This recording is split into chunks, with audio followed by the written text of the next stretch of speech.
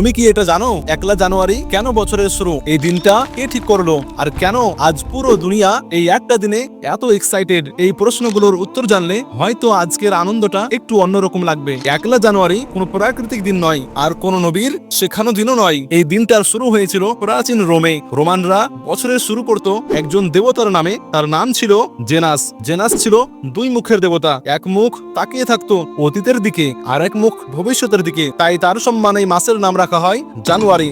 এখন প্রশ্ন, জেনাসকে খুশি করতে তারা কি করত?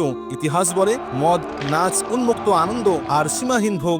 আজ 2000 বছর পেরিয়ে গেছে, নাম বদলেছে কিন্তু কালচারটা কি খুব বদলেছে? আজ আমরা বলি নিউ ইয়ার পার্টি, আর সেই দিন তারা বলতো গডস ফেস্টিভ্যাল। ইসলাম কোনো নির্দিষ্ট তারিখকে পবিত্র বানায় না, ইসলাম পবিত্র বানায় আনুগত্যকে, নিয়তকে আর আমলকে। আল্লাহ তাআলা সময়ের শপথ করে বলেছেন, মানুষ অবশ্যই ক্ষতির মধ্যে রয়েছে। আজকে এই ইতিহাস জানার পরও যদি তুমি গুনাহ বেছে নাও, সেটা আর অজ্ঞতা নয়, সেটা একটা সচেতন সিদ্ধান্ত। কিন্তু সুখবর কি জানো?